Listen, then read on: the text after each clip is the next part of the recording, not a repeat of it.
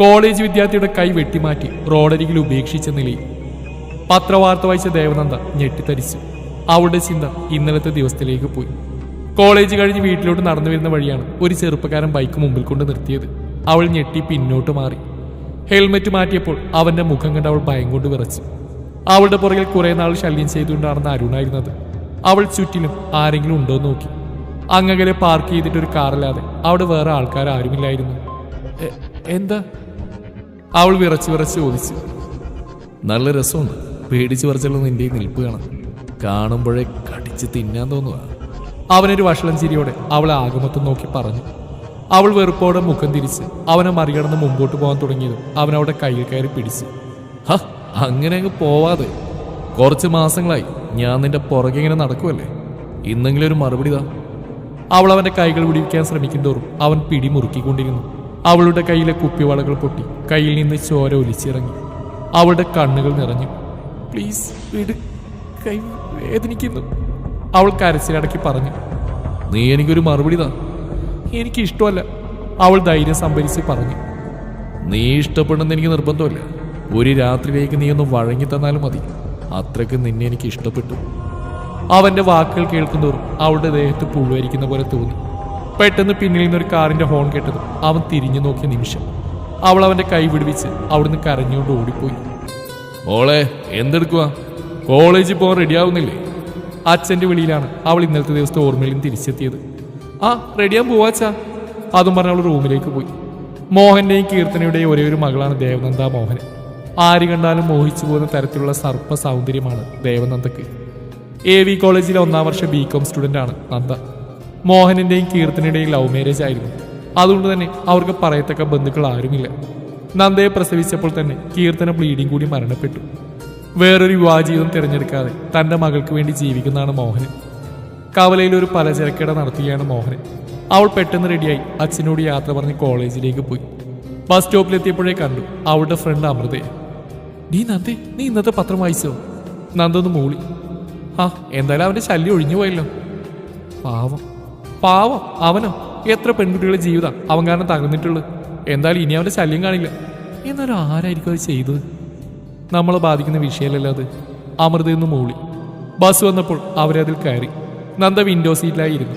ആ ബസ്സിന്റെ കൂടെ തന്നെ ഒരു കാറിൽ നന്ദയുടെ ഓരോ ഭാവങ്ങളും നോക്കി അവൻ ഡ്രൈവ് ചെയ്തുകൊണ്ടിരുന്നു.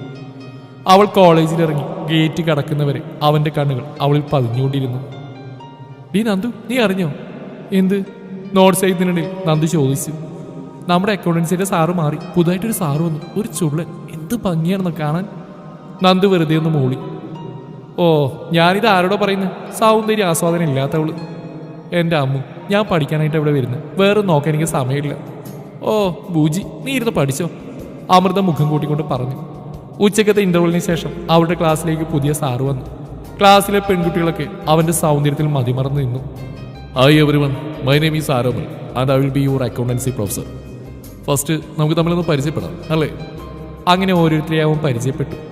ലാസ്റ്റ് നന്ദുവിലെത്തിയപ്പോൾ അവന്റെ കണ്ണുകൾ അവളിൽ തന്നെ പതിഞ്ഞു. അവൾ പേര് സ്ഥലമൊക്കെ പറഞ്ഞു കഴിഞ്ഞിട്ടും അവൻ നോട്ടം മാറ്റിയില്ല. സർ, അവളിൽ മിഴികൾ പതിപ്പിച്ചിരുന്ന അവനെ നന്ദു വിളിച്ചു. സോറി, ഞാനെന്തോ ഓർത്തുപോയി. സിറ്റ്. അതും പറഞ്ഞ് അവൻ ഫ്രണ്ടിൽ പോയി നിന്നു. ടൈം ഇത്ര ആയില്ലേ? ഇന്ന് ഞാൻ എന്തെങ്കിലും ക്ലാസ് എടുക്കുന്നില്ല. നിങ്ങളിൽ ആർക്കെങ്കിലും പാട്ട് പാടാൻ അറിയാവുന്നവരുണ്ടോ? നന്ദു പാടും സർ, ഒരു കുട്ടി വിളിച്ചു പറഞ്ഞു. ആരാണ് നന്ദു? ദേവനന്ദ എഴുന്നേറ്റ് നിന്നു. എങ്കിൽ നന്ദു വന്നേ, ഒരു പാട്ട് പാട്. അവൾ സാറിനെ നോക്കിയൊന്ന് പുഞ്ചിരിച്ചതിന് ശേഷം പാടി തുടങ്ങി.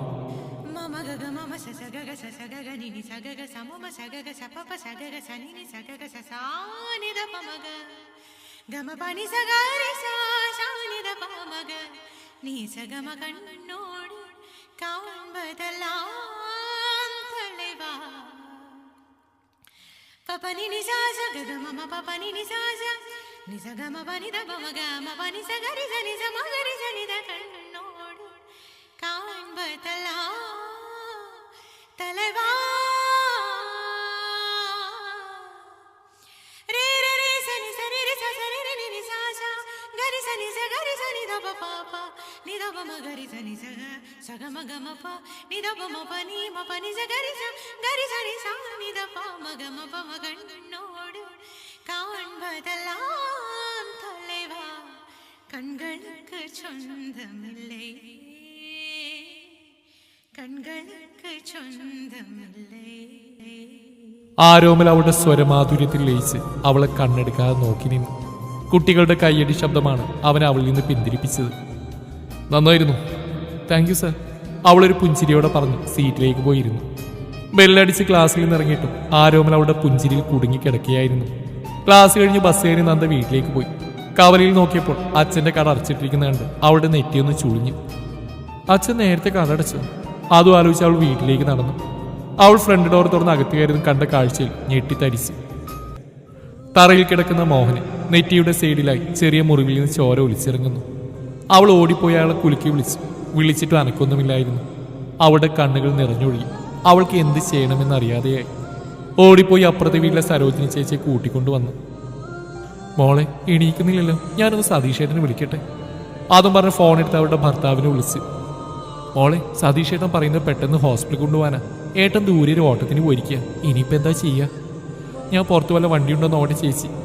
അതും പറഞ്ഞ് നന്ദ പെട്ടെന്ന് റോഡിലേക്ക് ഇറങ്ങി. കുറച്ച് മാറി ഒരു കാർ എടുക്കുന്നുണ്ട്. അവൾ അവിടേക്ക് ഓടി. അവൾ വിൻഡോ ഗ്ലാസ്സിൽ തട്ടിയതും അത് തുറന്നു. സർ പ്ലീസ് രക്ഷിക്കണം, എൻ്റെ അച്ഛന് വയ്യ, ഒന്ന് ഹോസ്പിറ്റലിൽ കൊണ്ടുപോകണം പ്ലീസ്. അവൾ കണ്ണീരോടെ കൈകൂപ്പി അവനോട് പറഞ്ഞു. ഫേസ് കവർ ഹൂഡിയായതിനാൽ അവന്റെ മുഖം അവൾക്ക് നല്ലതുപോലെ കാണാൻ സാധിക്കില്ലായിരുന്നു. അവൻ കാറിൽ നിന്നിറങ്ങി അവളുടെ കൂടെ ചെന്നു. തറയിൽ വീണ് കിടക്കുന്ന മോഹനെ അവൾ തോളിലേക്കിട്ട് കാറിലേക്ക് കയറ്റി. അവൾ പെട്ടെന്ന് പേഴ്സെടുത്ത് കാറിലേക്ക് കയറി. അവൾ കയറിയെന്ന് ഉറപ്പായതിനു ശേഷം അവൻ വണ്ടി ഹോസ്പിറ്റലിലേക്ക് പറപ്പിച്ചു. AV ഹോസ്പിറ്റൽ കോമ്പൗണ്ടിലേക്ക് അവന്റെ കാർ ഒരു ഇരുമ്പലോടെ പാഞ്ഞെത്തി. കാർ ഡോർ തുറന്നിറങ്ങി അവൻ പെട്ടെന്ന് പോയി അറ്റൻഡർമാരെ വിളിച്ചുകൊണ്ടുവന്ന് മോഹനെ സ്ട്രക്ചറിലേക്ക് കിടത്തി. നന്ദ കണ്ണീരോടെ അവരുടെ കൂടെ നടന്നു. അവന്റെ കണ്ണുകൾ ആ നിറഞ്ഞ കണ്ണുകളിലായിരുന്നു. പെട്ടെന്ന് ഡോക്ടേഴ്സ് പരിശോധിച്ച് അയാളെ ഓപ്പറേഷൻ തിയേറ്ററിലേക്ക് മാറ്റി. കുട്ടി പേഷ്യന്റ് ആരാ? ഒരു നഴ്സ് വന്ന് നന്ദയോട് ചോദിച്ചു. മകളാ, അർജന്റായിട്ട് ഒരു ഓപ്പറേഷൻ ചെയ്യണം. ക്യാഷ് റിസപ്ഷൻ ചെന്ന് അടച്ചിട്ട് ഈ ഫോം സൈൻ ചെയ്യണം. അതും പറഞ്ഞ നഴ്സ് ബില്ലും കൺസെന്റ് ഫോമും നന്ദയുടെ കയ്യിലേക്ക് നൽകി. ബില്ല് എമൗണ്ട് കണ്ടവൾ ഞെട്ടി നിസ്സഹായതയോടെ പേഴ്സോടെ നോക്കി. എന്റെ ഭഗവാനെ, ഞാനിതെങ്ങനെ അടയ്ക്കാനാ ഇത്രയും രൂപ? അവൾ നെറ്റിയിൽ തലതാങ്ങി അടുത്തുള്ള കസേരയിലേക്ക് ഇരുന്നു. അതെ, ബില്ലടച്ചില്ലേ? ഓപ്പറേഷൻ പെട്ടെന്ന് തുടങ്ങണം. കുറച്ചു കഴിഞ്ഞ് നഴ്സ് വന്ന് ചോദിച്ചു. അത് ഇത്രയും കാശിന്റെ കയ്യിൽ ഇപ്പോഴില്ല, ഞാൻ നാളെ കൊണ്ട് എത്തിച്ചോളാം. ഓപ്പറേഷൻ ചെയ്തോളൂ. ഏയ് അതൊന്നും പറ്റില്ല കുട്ടി, ക്യാഷ് അടിച്ചാലേ ഓപ്പറേഷൻ തുടങ്ങിയുള്ളൂ. പെട്ടെന്ന് വേണം, പേഷ്യന്റെ അവസ്ഥ ക്രിട്ടിക്കലായിക്കൊണ്ടിരിക്കുക. പെട്ടെന്ന് അവൾ കഴുത്തിൽ കിടന്ന് നേരെ സ്വർണ്ണമാരൂരി കയ്യിലെടുത്തു. എൻ്റെ കയ്യിലിപ്പോൾ ഇത് മാത്രമേ ഉള്ളൂ, പ്ലീസ് അച്ഛനെ രക്ഷിക്കണം. കുട്ടി, ഞാൻ എന്ത് ചെയ്യാനാ? ഇവിടുത്തെ ഒരു സ്റ്റാഫ് നേഴ്സാണ് ഞാൻ. അപ്പോഴാണ് ഒരു ഡോക്ടർ അവിടേക്ക് വന്നത്. കണ്ടാൽ 50 വയസ്സിന് മേൽ പ്രായമുണ്ട്. നേഴ്സ് നന്ദയുടെ അവസ്ഥ ഡോക്ടറിന് പറഞ്ഞു കൊടുത്തു. ഡോക്ടർ നേഴ്സിനെ അവിടുന്ന് പറഞ്ഞു വിട്ട് നന്ദയുടെ അടുത്തേക്ക് പോയി.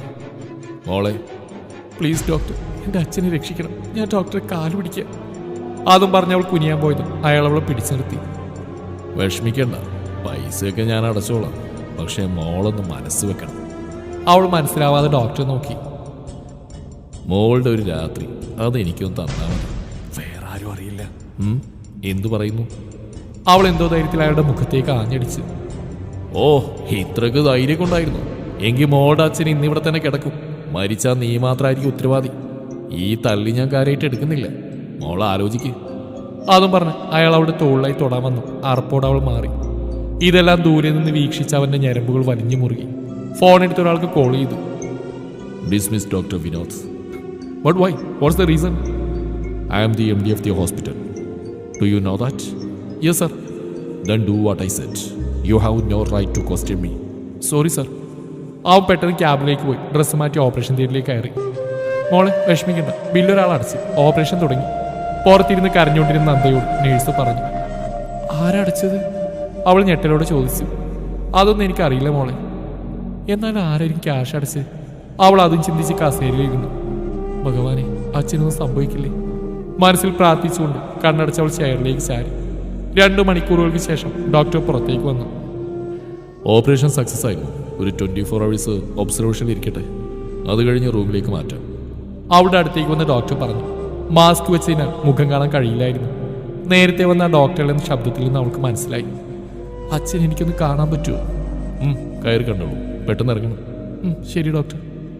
അവൾ അച്ഛനെ കയറി കണ്ടതിന് ശേഷം പുറത്തെ കസേരയിൽ വന്നിരുന്നു. ക്ഷീണം കാരണം അവൾ പെട്ടെന്ന് ഉറങ്ങിപ്പോയി.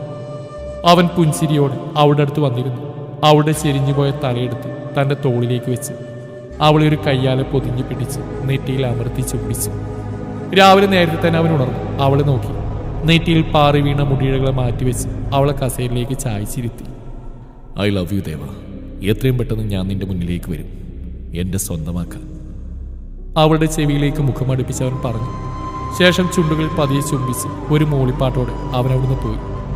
അവൻ അവിടുന്ന് ഒരു പഴയ കെട്ടിടത്തിലേക്കാണ് പോയത്. അതിന്റെ ഡോർ തുറന്നു വെളിച്ചം അകത്തേക്ക് പ്രവേശിച്ചു. അവിടെ ഒരു ചെയറിൽ കൈയും കാലും കെട്ടിയിട്ട അവസ്ഥയിലായിരുന്നു ഡോക്ടർ വിനോദ്. ആരാ താൻ? എന്നെ അഴിച്ചുവിട്, ഇല്ലേ താൻ വിവരം അറിയും. ഫേസ് കവറായതിനാൽ ആളിനെ വിനോദിന് മനസ്സിലായില്ല. വിടാൻ ഡോക്ടർ, ചെറിയൊരു കടം തീർക്കണം, എന്നിട്ട് വിവരം അറിയിക്കുകയോ അറിയിക്കാതിരിക്കുകയോ ചെയ്യും. അതും പറഞ്ഞ് അയാളുടെ അടിതാമി നോക്കി അവൻ ആഞ്ഞു ചവിട്ടി. അയാൾ വേദന കൊണ്ട് പൊളഞ്ഞു. മിണ്ടരുത്, അവൻ ചുണ്ടിൽ വിരവിളിച്ച് പറഞ്ഞു. അവൻ ഫോണെടുത്ത് ഒരാൾ വിളിച്ചു. പെട്ടെന്നൊരാൾ അവിടെ കടന്നു വന്നു. സർ, തന്നേക്കും. മറ്റേയാൾ ഒരു മരുന്ന് അവനെ ഏൽപ്പിച്ച് അവിടുന്ന് പോയി. ഡോക്ടറിന് അറിയാമോ ഇത് ഏത് മരുന്നാണെന്ന്? ഇനി പെണ്ണുങ്ങളെ കാണുമ്പോൾ നിങ്ങളിൽ കാമം എന്ന വികാരം ഉണരരുത്. അതിന് ഈ മരുന്നാണ് നല്ലത്. നിനക്ക് എന്റെ പെണ്ണിനെ തന്നെ കിടക്കയിലേക്ക് വിളിക്കണം അല്ലേ? അതും പറഞ്ഞ് മരുന്ന് അവൻ സിറിഞ്ചിലേക്ക് കയറ്റി വിനോദിന്റെ ശരീരത്തിലേക്ക് ഇഞ്ചക്ട് ചെയ്തു. ശേഷം വിനോദിന്റെ കൈ തിരിച്ചൊടിച്ചു. വിനോദിന്റെ അലർച്ച ആ 4 ചുമരുകളിൽ നിറഞ്ഞു. വിനോദിനെ നോക്കിയൊന്ന് പൂച്ചി ചിരിച്ച് അവൻ പുറത്തേക്ക് പോയി. ഉറക്കം എഴുന്നേറ്റ നന്ദക്ക് ക്ഷീണമൊക്കെ വിട്ടുമാറി ഉന്മേഷം വന്ന പോലെ തോന്നി. മുഖമൊക്കെ കഴുകി വന്നിട്ട് അവൾ ഫോണെടുത്ത് സരോജിനി ചേച്ചിയെ വിളിച്ചു. മോളെ, മോഹൻ ചേട്ടൻ എങ്ങനെയുണ്ട്? ഫോൺ എടുത്തുകൊണ്ട് അവർ ചോദിച്ചു. ഇപ്പൊ കുഴപ്പമില്ല ചേച്ചി, ഒരു ദിവസം കഴിഞ്ഞ് റൂമിലേക്ക് മാറ്റും. ഈശ്വരൻ കാത്തു മോളെ. ചേച്ചിക്ക് ബുദ്ധിമുട്ടാവില്ലെങ്കിൽ കുട്ടികളെ സ്കൂളിലേക്ക് വിട്ട് കഴിഞ്ഞ് ഇങ്ങോട്ടൊന്ന് വരുമോ?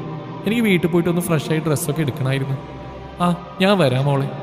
സരോജിനിക്ക് 2 പെൺമക്കളാണ്. ഒരാൾ 5ലും ഇളയത് 2ലും. ശേഷം നന്ദ ഫോണെടുത്ത് അമൃതയെ വിളിച്ച് വിവരങ്ങളെല്ലാം പറഞ്ഞു. നീ ഒറ്റയ്ക്ക് എങ്ങനെയാടി? നിനക്ക് ഇന്നലെ പറഞ്ഞുകൂടായിരുന്നോ? ഞാനും അമ്മയും കൂടി വരുമായിരുന്നല്ലോ. അമൃതയുടെ അച്ഛൻ അശോകൻ വിദേശത്താണ്, അമ്മ രാധ. കുഴപ്പമില്ലടി, വെറുതെ നിങ്ങളെ കൂടി ബുദ്ധിമുട്ടിക്കണ്ടല്ലോ. പോടി, അവിടെ ഒരു ബുദ്ധിമുട്ട്. ഞാനെന്തായാലും അവിടേക്ക് വരാം. വേണ്ടടി, നീ വന്നാൽ അച്ഛനെ കാണാൻ പറ്റില്ല. നീ കോളേജിൽ പോ, ലീവാക്കണ്ട. HOD പ്രശ്നമാക്കും. നീ എൻ്റെ കാര്യം ഒന്ന് പറഞ്ഞേക്കേ. സരോജിനി വന്നപ്പോൾ നന്ദ ഹോസ്പിറ്റലിൽ നിന്നിറങ്ങി വീട്ടിൽ പോയി ഫ്രഷായി ഡ്രസ്സൊക്കെ പാക്ക് ചെയ്ത് തിരിച്ച് ബസ് കയറി ടൗണിലേക്ക് പോയി. ബസ്സിൽ നിന്നിറങ്ങി അവൾ പേഴ്സ് തുറന്ന് നോക്കി. ആകെ 2000 രൂപയെ കയ്യിലുള്ളൂ. അവൾ കഴുത്തിലൊന്ന് പരുതി നോക്കി. അടുത്തുള്ള ഫിനാൻസിലേക്ക് പോയി മാല പണയം വെച്ചു. ഒരു ദീർഘനിശ്വാസത്തോടെ ഹോസ്പിറ്റലിൽ ലിഫ്റ്റ് ഏരിയയിലേക്ക് പോകാൻ നേരത്താണ് എതിർവശത്ത് നിന്ന് ഫയൽ നോക്കിക്കൊണ്ടു വന്ന ഡോക്ടർ അവൾ ഇടിച്ചത്. താഴെ വീഴാതിരിക്കാനായി അവൻ അവൾ ഇടുപ്പിലൂടെ ചുറ്റിപ്പിടിച്ചു. അവൾ പേടിച്ച് കണ്ണുകൾ മുറുകെ അടച്ച് അവൻ്റെ ദേഹത്ത് തള്ളിപ്പിടിച്ചു. അവൻ കുറച്ചുനേരം അവളുടെ മുഖത്തെ ഭാവം ആസ്വദിച്ചു. ശേഷം അവളുടെ മുഖത്ത് തട്ടി വിളിച്ചു. സോറി. അവൾ അതും പറഞ്ഞ് പിടഞ്ഞു മാറി. എവിടെ നോക്കിയാണ് നടക്കുന്നത്? കണ്ണില്ല തനിക്കൊന്നും. കൂടെയുള്ള ലേഡി ഡോക്ടർ അവളോട് ചൂടായി. അവിടെയുള്ള കുറച്ച് പേരുടെ നോട്ടം കണ്ട് അവൾക്ക് വിഷമം തോന്നി. ഡോക്ടർ ദേഷ്യം നിയന്ത്രിച്ചു നിന്നു. ഇറ്റ്സ് ഓക്കെ, കുട്ടി പോയിക്കോളൂ. അവൾ നന്ദിയോടെ ആ കണ്ണുകളിലേക്ക് നോക്കി അവിടുന്ന് പോയി. അച്ഛനെ പരിശോധിക്കുന്ന ഡോക്ടറാണെന്ന് അവൾക്ക് മനസ്സിലായി. മാസ്ക് ഇട്ടതിനാൽ മുഖം കാണാൻ അവൾക്ക് കഴിഞ്ഞില്ല. ശേഷം ലിഫ്റ്റ് വരാനായി വെയിറ്റ് ചെയ്തു. ലിഫ്റ്റിൽ കയറി അവളൊരു മൂലയിലായി നിന്നു. ലിഫ്റ്റ് ഡോർ ക്ലോസ് ചെയ്യാൻ നേരത്ത് ഡോക്ടർ പാഞ്ഞു വന്നതിൽ കയറി. തിരക്കായതിനാൽ അവൻ നന്ദിയുടെ അടുത്തേക്ക് ചേർന്ന് നിന്നു. അവൾ പരമാവധി ബാക്കിലേക്ക് നിന്നു. അതിനനുസരിച്ച് അവന് അവളോട് ചേർന്ന് നിന്നു. ഡോക്ടറേക്കൊന്ന് നീങ്ങുന്നൂടെ? തിരക്കാരന് മാറാനും പറ്റില്ല.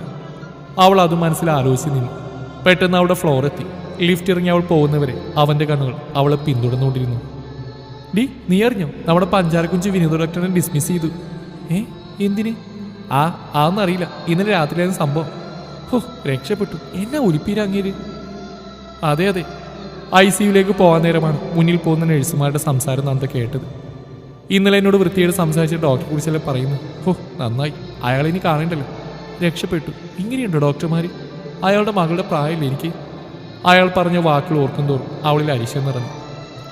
റൂം എടുത്താൽ ക്യാഷ് കൂടുതൽ അടക്കേണ്ടി വരുന്നുള്ളതിനാൽ അന്ന് രാത്രി നന്ദ ICUവിന് പുറത്തുള്ള ചെയറിലായിരുന്നു. മോളെ, ഇവിടെ ഇങ്ങനെ ഇരിക്കണമെന്നില്ല, റൂമിൽ പോയിക്കോളൂ. ഒരു നേഴ്സ് വന്ന് നന്ദയോടായി പറഞ്ഞു. അത് കുഴപ്പമില്ല, ഇവിടെ എന്തെങ്കിലും ആവശ്യം വന്നാലോ? അതിന് നേഴ്സുമാരൊക്കെ അല്ലേ, കുട്ടി പോയിക്കോളൂ. എനിക്ക് കുഴപ്പമില്ല ചേച്ചി, ഇവിടെ ഇരുന്നോളാം. മോളുടെ വീട്ടിൽ വേറെ ആരുമില്ലേ? ഇല്ല, അച്ഛൻ മാത്രമേ ഉള്ളൂ എനിക്ക്. മോള് കഴിച്ചോ? കഴിച്ചു ചേച്ചി. ഒന്നും കഴിച്ചില്ലെങ്കിൽ നന്ദ അങ്ങനെ പറഞ്ഞു. എന്നാൽ ശരി. അതും പറഞ്ഞ് നേഴ്സ് ICUവിലേക്ക് കയറി. നന്ദ കസേരയിലേക്ക് ഇരുന്നു. കുറച്ചു നേരത്തിന് ശേഷം ഉറക്കമായി. അവൾ ഉറങ്ങിയെന്ന് ഉറപ്പായതിനു ശേഷം അവൻ അടുത്തേക്ക് വന്നു അവളുടെ അടുത്തായിരുന്നു. ശേഷം പോക്കറ്റിൽ നിന്നൊരു മാലയെടുത്തു നന്ദുവിൻ്റെ കഴുത്തിലേക്ക് ഇട്ടുകൊടുത്തു. അവളെ നെഞ്ചോട് ചേർത്ത് പിടിച്ചു. ഈ മാല നിന്റെ കഴുത്തിലിങ്ങനെ കിടക്കുന്ന കാണാനാ ഭംഗി, അവൻ അവളുടെ ചെവിയിലായി പറഞ്ഞു. അവളൊന്ന് കുറുകി അവനോട് പറ്റിച്ചേർന്നിരുന്നു. രാവിലെ അവൻ എഴുന്നേറ്റ് പതിവ് പോലെ ഒരു ചുമ്മൻ അവളുടെ ചുണ്ടിൽ നൽകി പോയി. മോളെ മോളെ, നേഴ്സിന്റെ വിളിയിലാണ് നന്ദ ഉറക്കം എഴുന്നേറ്റ്. എന്താ ചേച്ചി, അച്ഛൻ എന്തെങ്കിലും? നന്ദ ഒരു പേടിയോടെ ചോദിച്ചു. അച്ഛന് കുഴപ്പമൊന്നുമില്ല കുട്ടി, അച്ഛനെന്ന് റൂമിലേക്ക് മാറ്റിയെന്ന് ഡോക്ടർ പറഞ്ഞിരുന്നു. എന്ന് ഡിസ്ചാർജ് ആക്കുമെന്ന് പറഞ്ഞു. ഡോക്ടർ വരുമ്പോൾ ചോദിക്കുക കേട്ടോ, എന്തായാലും റൂം ബുക്ക് ചെയ്തേക്കൂ. നന്ദ ഫ്രഷായി കണ്ണാടിയിൽ മുഖം നോക്കിയപ്പോഴാണ് തൻ്റെ കഴുത്തിൽ കിടക്കുന്ന സ്വർണ്ണമാല കണ്ടത്. ഇതെങ്ങനെ എൻ്റെ കഴുത്തിൽ വന്നു? ഞാനിന്നലെ പണം വെച്ചാണല്ലോ. ആശുപത്രി ബില്ലടക്കുന്നു, ഇപ്പം മാല. ആരെങ്കിലും എൻ്റെ പുറകിലുണ്ടോ? എന്തൊക്കെയത്? ഒന്നും മനസ്സിലാവുന്നില്ലല്ലോ. അവളൊരു ഞെട്ടലോടെ മാല കയ്യിലെടുത്ത് ആലോചിച്ചു.